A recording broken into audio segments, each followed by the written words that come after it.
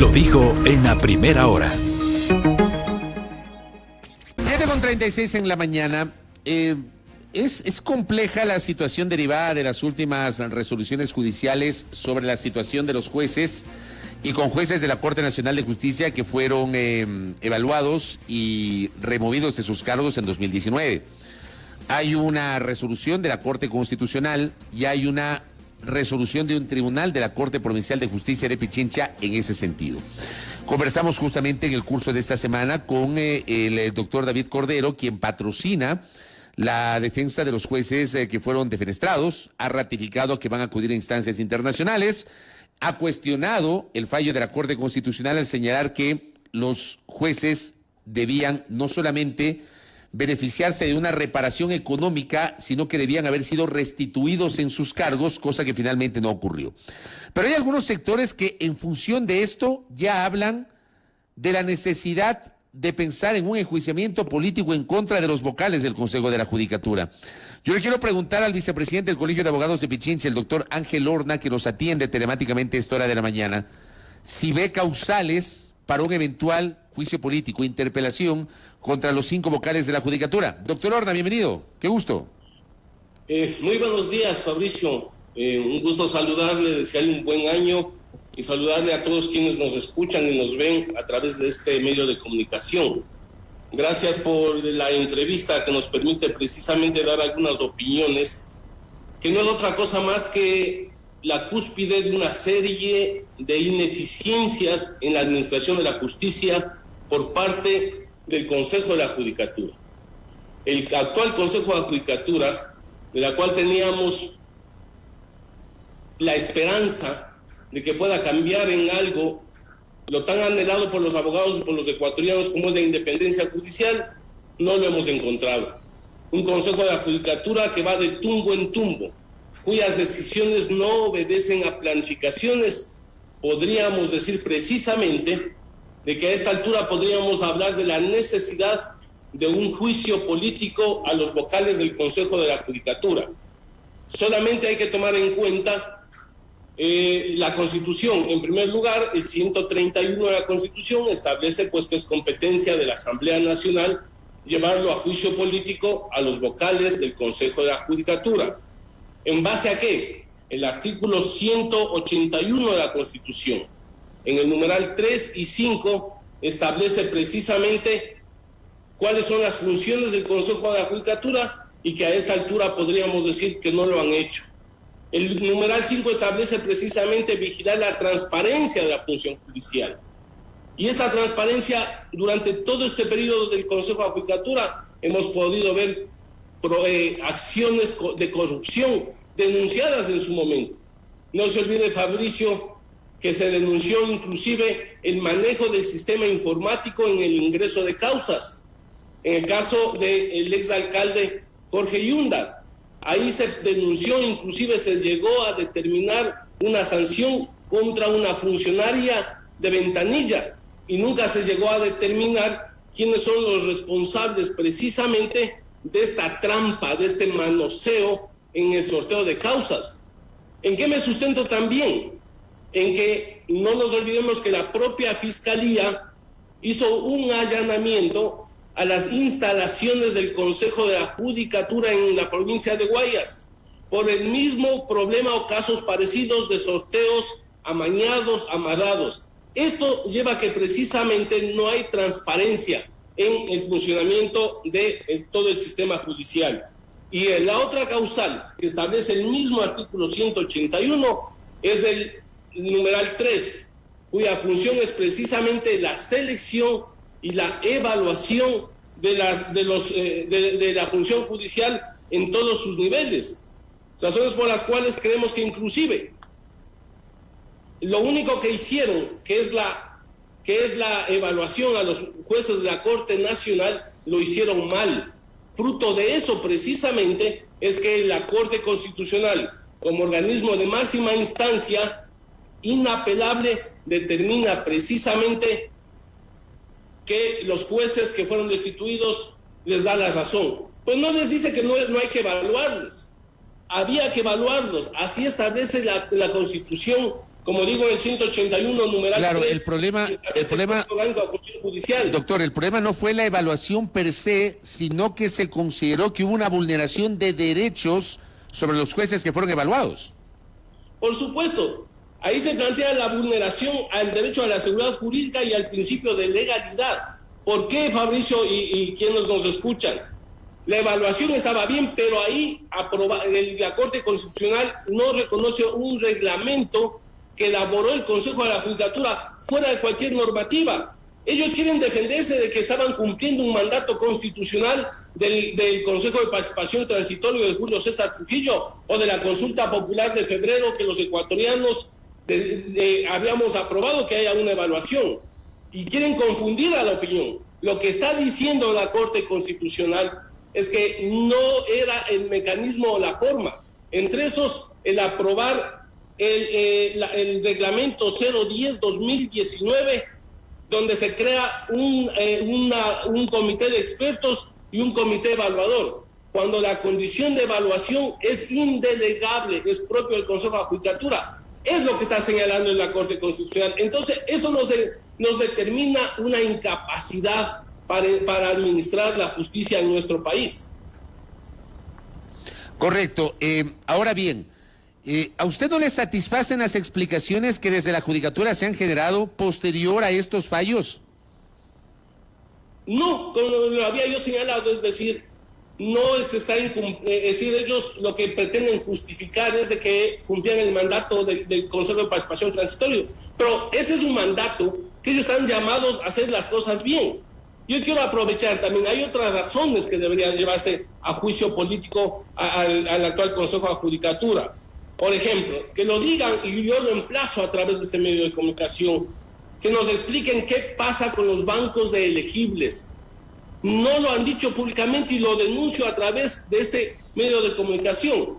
Los bancos de elegibles, que son fruto precisamente de los concursos de aquellos abogados que cumpliendo requisitos concretos y puntuaciones no asumen una función y por lo tanto pasan a ser parte de un banco de elegibles, este banco de elegibles caducaron. Esto es gravísimo. ¿Por qué?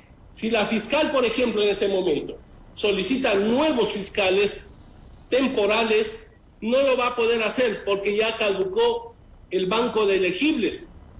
Estamos viviendo en un país donde todo está mal organizado o mal planteado. Esto de los bancos de elegibles nos trae problemas muy serios, no solamente a la Fiscalía, a la Defensoría Pública.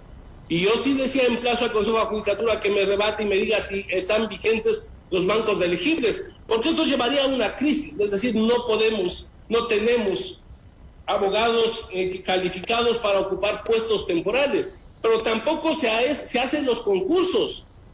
Fabricio, usted conoce muy bien, 2 años ha demorado la evaluación de los fiscales y no ha pasado nada. Todo es, como escuchaba en un comentario anterior suyo, es un país donde todo se lo hace a través de encargos. Por ejemplo, eso también está señalando la Corte Constitucional en su sentencia respecto a que se nombró cuando se los evaluaron y se los sacaron a los jueces, que de paso confundieron evaluación con acción disciplinaria, porque la evaluación no necesariamente era destitución. Sin embargo, lo hicieron porque nuevamente infringiendo normas jurídicas. Pero sin embargo, no asumieron esos encargos de jueces o con jueces temporales personas del banco de elegibles. Fueron puestos a dedo, a criterio de los intereses que tendrá que explicar el Consejo de la Judicatura. Por lo tanto, la Corte Constitucional también establece qué sucede con estos jueces temporales que fueron, repito, asumidos o puestos por el Consejo de la Judicatura. Esto nos lleva a que van de tumbo en tumbo y nos trae un problema serio a la independencia de la justicia en nuestro país. Doctor, ¿usted ve, digamos, ambiente político para fiscalizar al Consejo de la Judicatura? Bueno, de lo que yo conozco, hay 2 bloques que ya han pedido el juicio político. Si no estoy mal, es Pachacutic y UNES, que han hecho el pedido ya al CAL y creo que está en agenda. Yo como abogado o dirigente gremial, simplemente planteo de que esto se lleve adelante, que no sea fruto de las negociaciones o del manoseo político, que la Asamblea Nacional, siguiendo los procedimientos que plantea la Ley Orgánica de la Función Legislativa, se concrete el juicio político. ¿Por qué? Porque necesitamos un cambio. ¿Cuál es la consecuencia de todos estos problemas que yo estoy planteando? Problemas con jueces, temas de corrupción. Todos los días los ecuatorianos no confían en la justicia. Tenemos notarías solo con encargos, un sinnúmero de notarías, no hay notarios principales. Tenemos problemas de fiscales, concursos que tienen que hacer concursos internos, y los abogados reclaman precisamente los concursos donde puedan participar los mejores profesionales del derecho, que lamentablemente a algunos no les gusta participar por desconfianza precisamente a la falta de transparencia. Hay razones suficientes por cuestiones de tiempo, Fabricio, por ejemplo. Es ilegal, si ya el fallo de la Corte Constitucional establece que no fue correcta la forma de evaluación, por lo tanto no debía haber concurso. Y entonces esto sí nos trae problemas en la justicia. No podemos seguir, repito, de tumbo en tumbo en el manejo. Yo fui una de las personas que cuestioné desde el inicio ese concurso. Lo conocen muy bien los miembros del Consejo de Judicatura, porque desde la convocatoria, la ley y la Constitución establece que los concursos se harán para jueces nacionales de manera general. ¿Qué se hizo? Se llamó por ramas. Es decir, desde la convocatoria era ilegal, era inconstitucional, lo que precisamente nos llevó a tener la actual Corte Nacional, que inclusive, recordarán quienes me escuchan, Fabricio, no se llegó a completar el número que se requería en ese cambio, y todavía están en funciones jueces temporales puestos precisamente a dedo por el Consejo de la Judicatura. Doctor, ustedes desde el Colegio de Abogados, de acuerdo a lo que usted está señalando, manejan una postura crítica con la Judicatura, pero ¿les han expresado estos malestares, estas inquietudes? ¿Han dialogado con la presidenta Maldonado? ¿Han pedido algún tipo de reunión con el Pleno del Consejo para expresar justamente esas observaciones, doctor? Por supuesto. Vale recordar que yo también soy secretario nacional de la Federación Nacional de Abogados del Ecuador, y hemos tenido unas 2 ocasiones donde hemos sido recibidos los presidentes de los colegios de abogados de las diferentes provincias del país. Pero todo, como dice nuestro pueblo, cae en saco roto. Bueno, esperen nomás. ¿Y cuál ha sido la opinión, por ejemplo, de los abogados cuando hemos ido a dialogar? Transparencia de la justicia, que no se afecte a los abogados en libre ejercicio. Hemos hecho cuestionamientos al Código Orgánico de la Función Judicial. Hemos señalado precisamente que se respete a los gremios. Sin embargo, hay un Código Orgánico de la Función Judicial que persigue, que sanciona al abogado, es decir, entre otros puntos. Hemos sido recibidos por el Pleno del Consejo de Judicatura, pero no ha tenido ningún efecto. Nosotros hemos planteado que inclusive los colegios de abogados pueden jugar un papel importantísimo de veeduría en cada una de las provincias para que se lleven adelante estos concursos. Quienes conocen la realidad, los problemas en cada una de las provincias, son los profesionales de esas provincias e indudablemente los colegios de abogados. Repito, varios planteamientos se lo ha hecho al Consejo de Judicatura, sin embargo, eso no ha tenido frutos, porque indudablemente no ha habido el interés. Nosotros habíamos establecido como gremios la expectativa, después de todo un proceso de cuestionamiento al anterior Consejo de Judicatura, que no me voy a referir, sentamos esperanzas en este Consejo de Judicatura.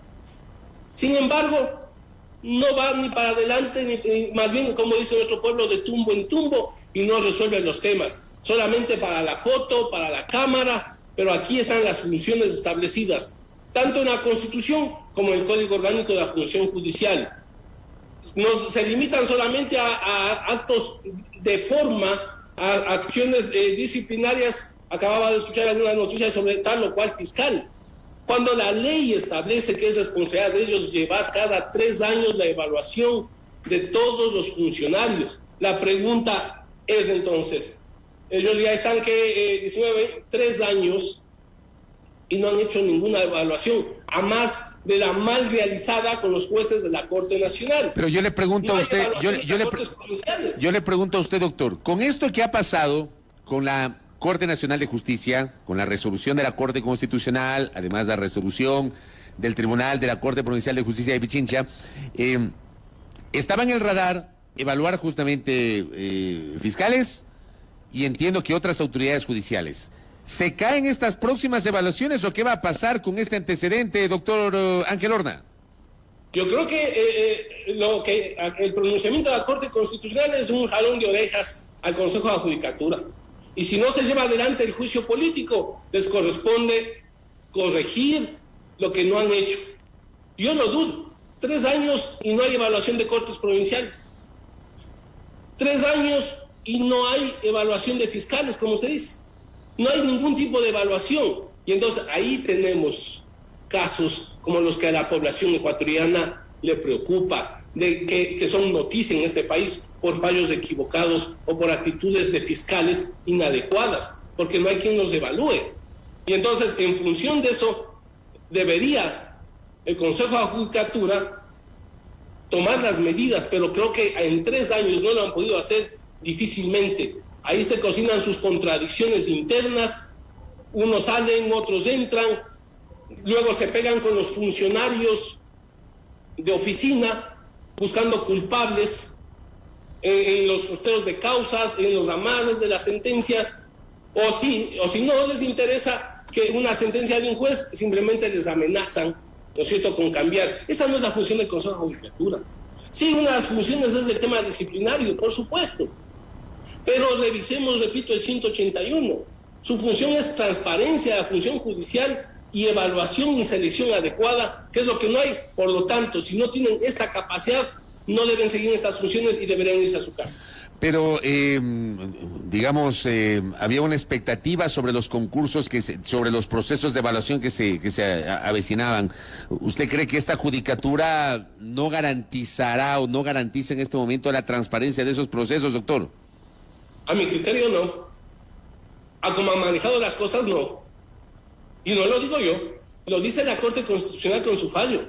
Si usted lo ha leído en algunas partes, estoy más que seguro, Fabricio, es un llamado de atención a todo lo mal que han hecho. Y vean, miren, se lo manda a establecer una reparación económica. ¿De dónde sale el dinero, Fabricio? De los impuestos de los bolsillos de los ecuatorianos. Habrá que aplicar el derecho de repetición, el mal llamado derecho de repetición, que en este país nunca hemos visto. Pero eso le iba a decir, eso dicen nomás, pues, o sea, en el 2004, por ejemplo, el Congreso destituyó inconstitucionalmente a la Corte Suprema de Justicia para poner ahí a la Pichicorte.